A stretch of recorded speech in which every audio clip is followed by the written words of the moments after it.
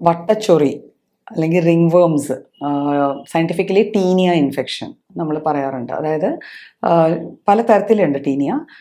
ശരീരത്തിൽ ഇങ്ങനെ ചെറിയ ചെറിയ വട്ടത്തിൽ വരിക, നല്ല ചൊറിച്ചിലുണ്ടാവുക, ഇൻഫ്ലമേഷൻ ഉണ്ടാവുക, കുറേ അധികം നാളെടുക്കും അതൊന്ന് റിസോൾവ് ചെയ്ത് പോകാനായിട്ട്. അതൊരു ചെറിയ ചെറിയ പാച്ചസ് ആയിട്ടായിരിക്കും വരിക.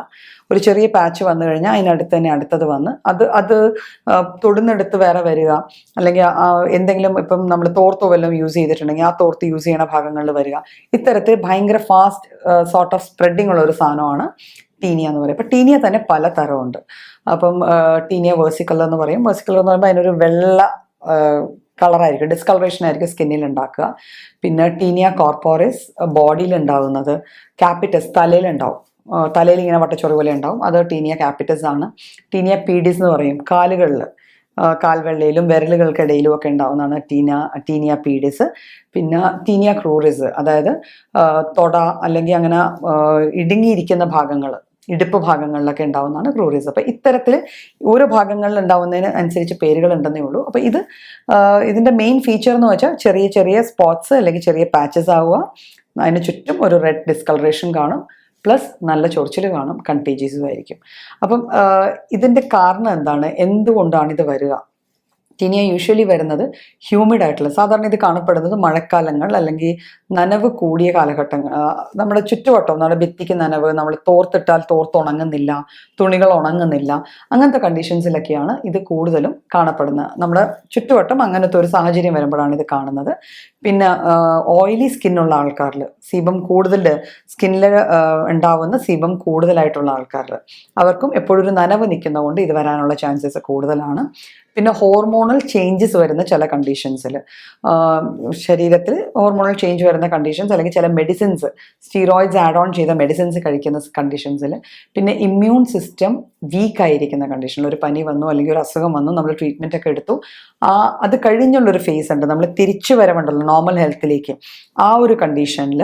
പിന്നെ മാൽ നറിഷ്ഡ് ആയിട്ടുള്ള ആൾക്കാർ, പ്രോപ്പറായിട്ട് ന്യൂട്രീഷൻ ഇല്ല, നമ്മുടെ ഭക്ഷണം പോരാ, റെഗുലർ നല്ല ആരോഗ്യകരമായ ഭക്ഷണത്തിൻ്റെ അഭാവത്തിൽ ആ രീതിയിൽ വളർന്നു വരുന്ന ആൾക്കാരിൽ, അല്ലെങ്കിൽ ആ രീതിയിൽ ആ ഒരു കണ്ടീഷനിലൂടെ പോകുന്ന ആൾക്കാരിലും ഈ വട്ടച്ചൊറി കൂടുതലായിട്ട് കാണാറുണ്ട്. പിന്നെ പെറ്റ്സ്, അതായത് നമ്മൾ വളർത്തുന്ന പൂച്ചകൾ, നായ്ക്കൾ, അവയിൽ നിന്ന് കമ്മ്യൂണിക്കേറ്റ് ചെയ്യണം. അപ്പം അവയെ വളർത്തുന്ന ആൾക്കാരുണ്ടല്ലോ, ഇതൊരു പ്രൊഫഷനായിട്ട് എടുക്കുന്ന ആൾക്കാർ, അപ്പം അവരിലൊക്കെ ഈ സംഭവം ടീനിയ അല്ലെങ്കിൽ റിംഗ് വേംസ് കാണാനായിട്ടുള്ള ചാൻസസ് കൂടുതലാണ്.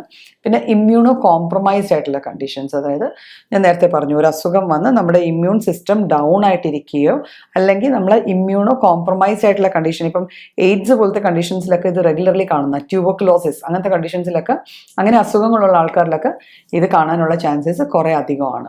പിന്നെ വരുന്നത് ലൈക്ക് നമ്മൾ കോമൺ പബ്ലിക് ടോയ്ലറ്റ്സ് യൂസ് ചെയ്യുക, പബ്ലിക് ബാത്റൂംസ് യൂസ് ചെയ്യുക, പൂൾസ് യൂസ് ചെയ്യുക. അപ്പം ഇങ്ങനെയുള്ള സാഹചര്യങ്ങളിലും നമുക്കിത് വന്നു ചേരാറുണ്ട്.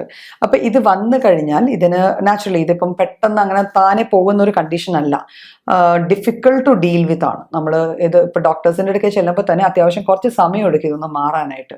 നമ്മൾ അത്യാവശ്യം നല്ല രീതിയിൽ കൃത്യമായിട്ട് മരുന്നുകൾ കഴിച്ചാൽ മാത്രമേ ഇത് പൂർണ്ണമായിട്ട് മാറാൻ പറ്റത്തുള്ളൂ. അതിന് കാരണമുണ്ട്, ഇതൊരു ഫംഗൽ ബോൺ ഡിസീസാണ്. ഫംഗസിൻ്റെ ഏറ്റവും വലിയ പ്രത്യേകത അതാണ്. ഫംഗസ് എന്ന് പറഞ്ഞ സാധനം പല സാഹചര്യങ്ങളെയും അത് അതിജീവിച്ച് ജീവിക്കാൻ കഴിവുള്ള തരം ഒരു മൈക്രോബാണ്.